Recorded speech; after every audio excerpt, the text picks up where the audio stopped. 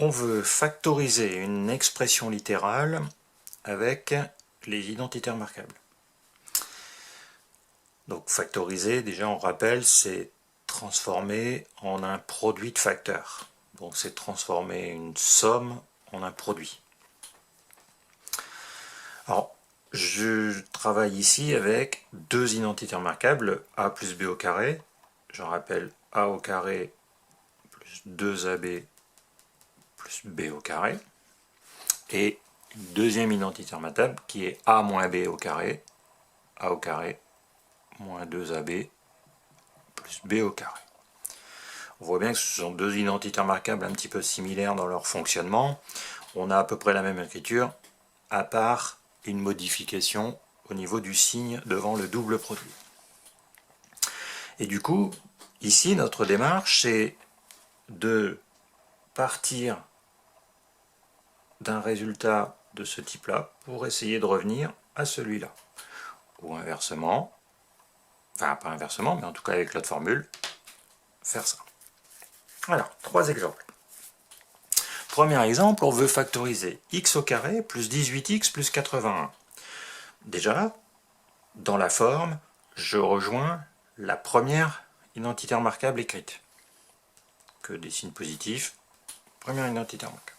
Donc, le but, ça va être donc d'identifier qui est A, qui est B. Si je commence, A, il n'y a pas de modification à faire, x au carré. Donc A, c'est x. Ensuite,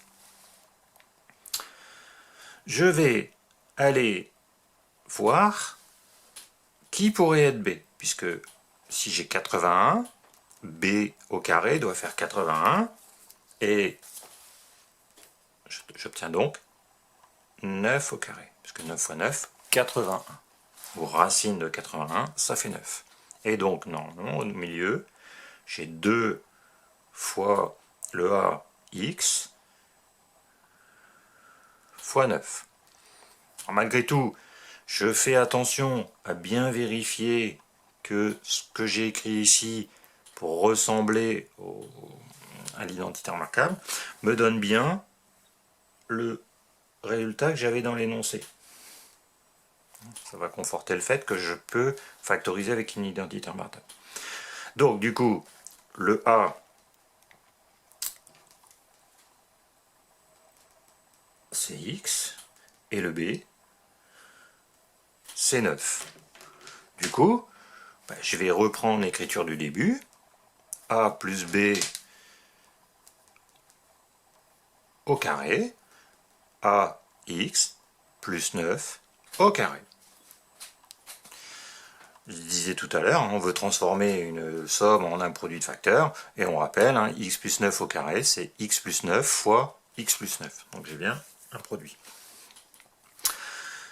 On continue. Deuxième expression, 16x au carré moins 40x plus 25. Donc, le moins, tiens, deuxième identité remarquable. Alors, le 16x au carré, donc le carré n'est que sur le x, il n'est pas sur le 16. Et si je transforme, 16x au carré, c'est 4x fois 4x. C'est 4x au carré. Je mets bien mes parenthèses. 4 au carré, ça fera bien 16. X au carré, x au carré. Comme tout à l'heure, je vais laisser le 40x de côté. Je vais travailler, voir avec le 25 ce qui se passe. Donc, b au carré, 25, 5 fois 5, racine de 25, ça fait 5. 5 au carré, ça fait 25. Et 2 fois 4x fois 5, 2 fois 4x fois 5, 2 fois 4, 8, 8 fois 5, 40. Même chose que tout à l'heure. J'obtiens bien le 40x. Donc, je vais pouvoir écrire sous la forme a moins b au carré, sachant que le a,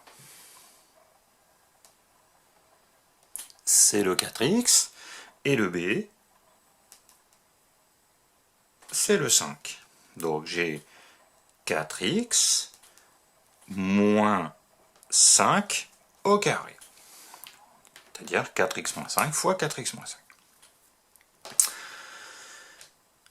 Alors, un petit exemple pour montrer qu'il faut bien faire attention quand on veut utiliser les identités remarquables. Donc là, attention.